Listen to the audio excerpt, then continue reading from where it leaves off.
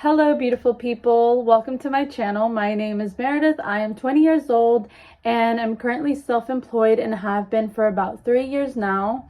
For those who have already been following me on this journey, I just want to make a quick update on why I quit doing food delivery service driver and groceries and all of that, like DoorDash, Uber Eats, Instacart, and just all of the above on that. And I just want to make this video to apologize also for my absence. I am going to be posting more.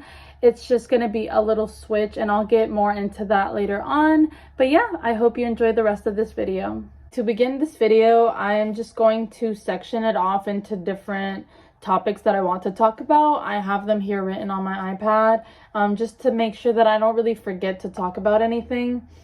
So I want to start off with talking about how I started. I started with the DoorDash since it was the most popular and well known at the time. I was really bad at the beginning because I didn't really cherry pick my orders, and I eventually started to learn what I should do and what I shouldn't. Obviously, you really never want to do the no tippers. I leaned more towards houses. After a couple weeks of starting the DoorDash, I ended up only doing houses, short drives, and just restaurants that I knew were going to be ready. Because if I went to McDonald's or Taco Bell, I would wait like 30 minutes for one order and it wasn't worth it. And then I began doing Instacart. It's basically a grocery delivery service where you pick your groceries out, and the worker, which would be me in the situation, would have a list of your groceries and just pick them out and then take them to your house. And I remember when I switched to Instacart, it was when it was booming. I remember making like $60 an hour when I first started doing it. But over the years, I realized that compared to when I first started, now the job is more saturated. So you don't really get as many good orders now. And it was really peaked at when COVID first started and when the pandemic first started. But overall, Instacart was one of my favorite to do just because you kind of work more in your time compared to DoorDash, where you have to wait until the restaurant finishes your order. And with Instacart, you really shopped, and the faster that you shopped, the faster that you got it done. So it was really based on your time more compared to Grubhub, Uber Eats, and DoorDash. Later on in my journey, I ended up getting Uber Eats and Grubhub. To this day, Uber Eats is probably my favorite just because it pays more, and usually people tip more on Uber Eats app compared to DoorDash. And I thought that I really liked Grubhub, but what I learned about their system is that they give you a lot of orders when you're first starting, but after like 3 days of working with them, it declines. Like the first days, I would get like $15 orders for like 3 miles, and then after that 3 days, I would barely get $8 orders. So it's not bad. I really like Grubhub, but my favorite so far out of all of the food delivery services is Uber Eats, and I recommend it just because it's one that's worked for me.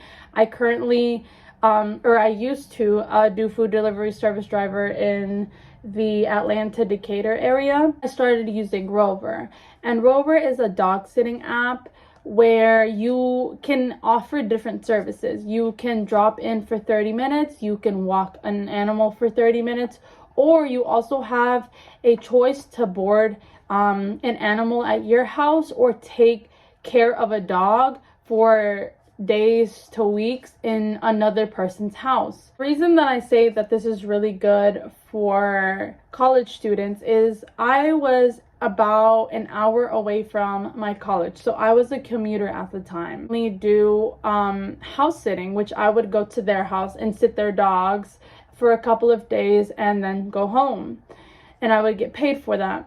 And the reason that I say that it's really good is because it's a job that doesn't require your attention 24/7. I remember I would walk a dog, play with him, cuddle with him, but I would also like be able to watch a show and do my work study, and do all of that while basically getting paid to be at someone's house dog sitting. And me as a person, I am a very, very big animal lover, so it was really, really fun. I didn't have any negative experiences. I know that you can, but that comes with any job, in my opinion. What I've learned throughout my journey of just doing food delivery services and Rover is that there are pros and cons to these kind of jobs. I think that it was a really good job for me at the moment because I was in college and I couldn't really have a full-time job, because when you're doing something that takes a lot of effort, you don't know how much time you really have, and you don't really want to overwork yourself. So a pro that I listed down for these kinds of jobs is that you can really work whenever you want. One day you can just be feeling sick and you can just not do it, but another day, if you're feeling good and you want to make some extra cash, you can go in your car, start driving, and go ahead and begin delivering food. The pro about this job is that it gives you a lot of freedom. You can go on lunch break whenever you want. You can listen to music while you wait for your orders. You can even get on a phone call while you're waiting for an order or while you're driving to your destination. All right, so I wrote down 3 cons. Again, these are not all the pros and cons that I can think of the job. These are just the main ones. So the first con that I put down for these kinds of jobs is that there can be a really long wait time. If you have order after order after order and they're ready on time, you can make a lot of money in an hour.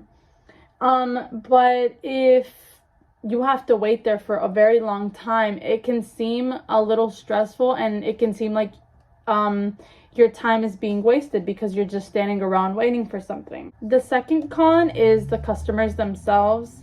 Some customers can be really, really, really over the top.